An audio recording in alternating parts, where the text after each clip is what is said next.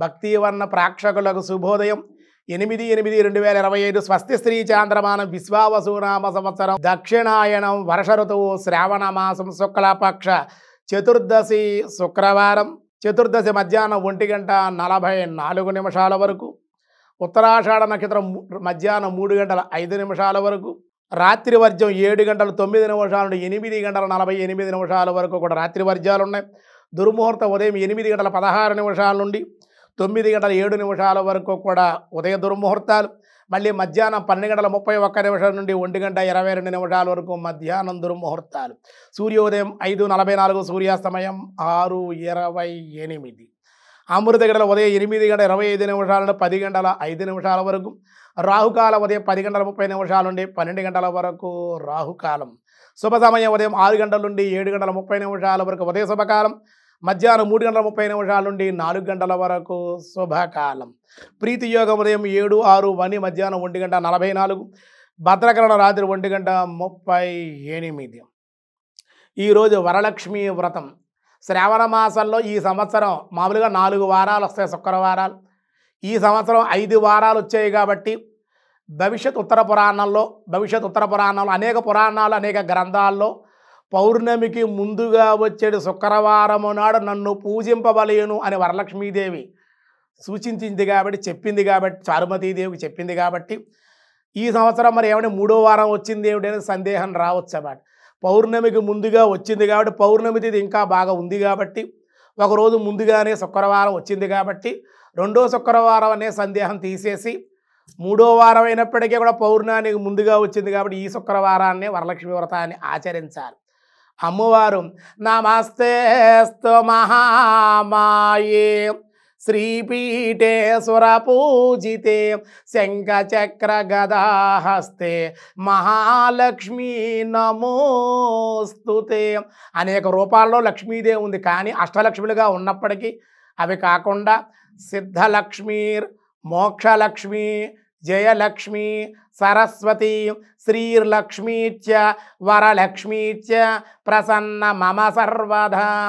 మనకు అష్టసిద్ధులను ఏమిటి అష్టలక్ష్మిగా, సిద్ధలక్ష్మిగా, మోక్షలక్ష్మి.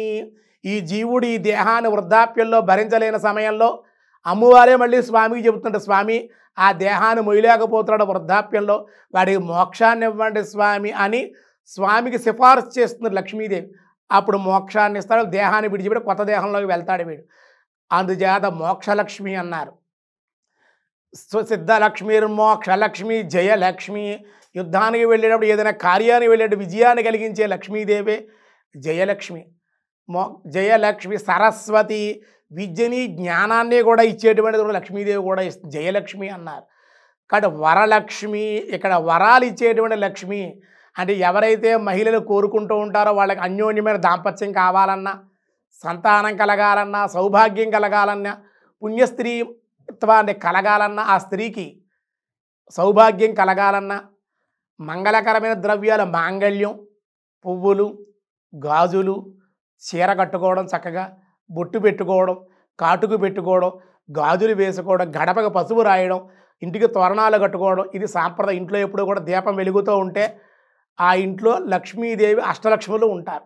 ఎక్కడైతే దీపం లేకుండా, గడపకి పసుపు రాయకుండా, ప్రాతకాలం లేవకుండా, ఎక్కడైతే మంచాల మీద టిఫిన్లు భోజనాలు చేస్తూ ఉంటారో, ఎక్కడైతే చీపిరి చేట గుమ్మానికి అడ్డంగా పాడేస్తూ ఉంటారో, శుభ్రం లేకుండా ఉంటారో, ఎక్కడైతే ఇంట్లో అరుచుకుంటూ ఎప్పుడు దెబ్బలాడుకుంటూ ఉంటారో, ఎక్కడైతే అతిథి మర్యాద జరగదో, ఎక్కడైతే ఇంట్లో దీపారాధన జరగదో అక్కడ దరిద్ర దేవత ఆ లక్ష్మీదేవి సోదరుడి జ్యేష్ఠాదేవి వస్తుంది.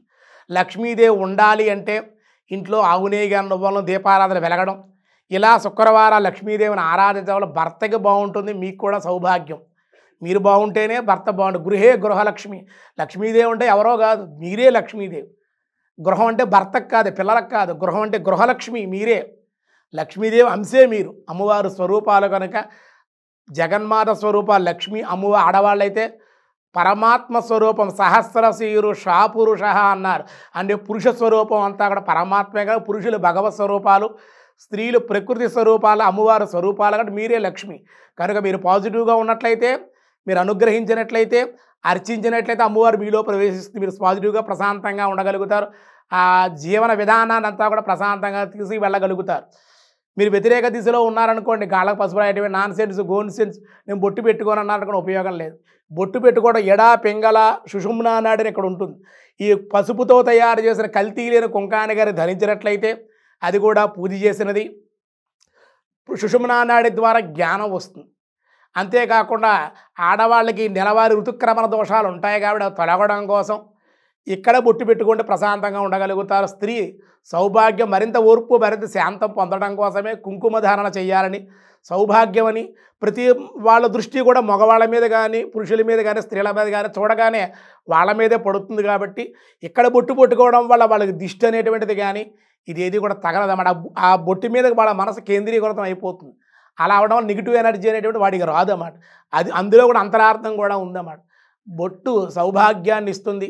అలా గడపక పసుపు రాయడం, మంగళ తోరణాలు కట్టు, ఇంట్లో దీపం వెలుగుతూ ఉంటే దారిద్ర బాధలు ఏవీ లేకుండా ఉంటాయి. లక్ష్మీదేవి చెప్పింది ఆవు యొక్క పుచ్చ భాగాల వెనక భాగంలో, గోవులోను, పిలవపత్రాల్లో, ఏనుగు వక్షస్థలంలో ఆడవాళ్ళకి నుదుట మీద ఇక్కడ ఉంటుంది మరి లక్ష్మి. అందుకే ఇక్కడ బొట్టు పెట్టుకోవాలి పెళ్ళైనటువంటి వాళ్ళు. భర్త చేత పెట్టించుకుంటే చాలా మంచిది. వరలక్ష్మి కంకణం కూడా భార్యాభర్త కలిసి వ్రతం చేయవచ్చు. భర్త గారి చేత కుడి చేతి కట్టించుకుంటే చాలా మంచిది. ఆయన ఆశీస్సులు కూడా తీసుకోవడం వల్ల కూడా మీకు చాలా మంచిది.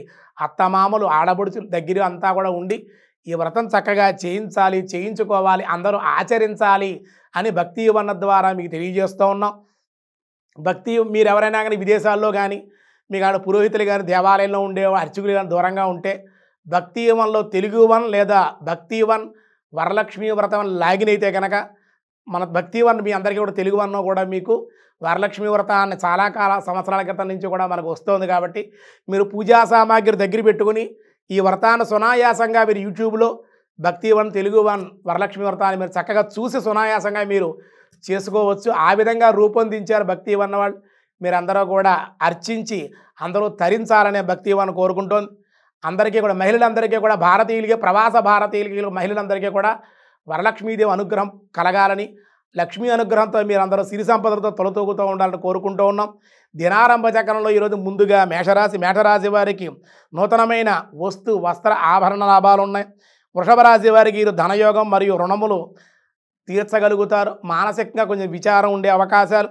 మిథున రాశి వారికి నూతనమైన వస్త్ర అలంకార ప్రాప్తి, ధనయోగం, కుటుంబ ఆనందం. కర్కాటక రాశి వారికి విశేష ధనలాభం, సంతోషంగా ఉంటారు.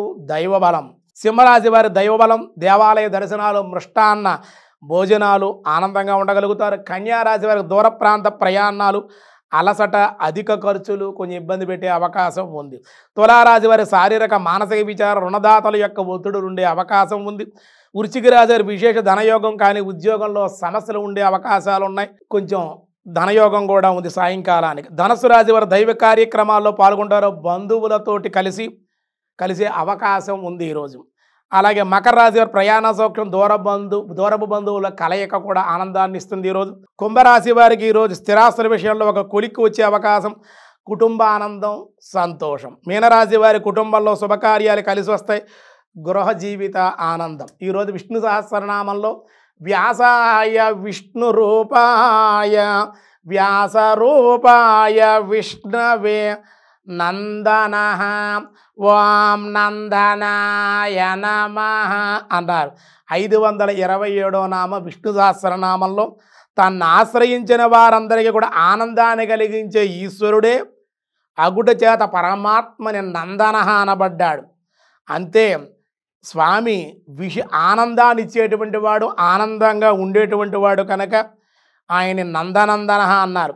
పరమాత్మగా నిత్యము కూడా ఎవరైతే స్మరిస్తారో వానికి ఏ పదార్థం వల్ల ఆనందం కలుగుతుందో అటువంటి ఆనంద స్వరూపుడు పరమాత్మే కనుక ఆ పరమాత్మను ఆనందమూర్తి నందుడి యొక్క కుమారుడు కనుక నందనందనః అని కూడా అన్నారన్నమాట. మిగతా విషయాలు రేపు చూద్దాం. ఈరోజు స్వస్తి.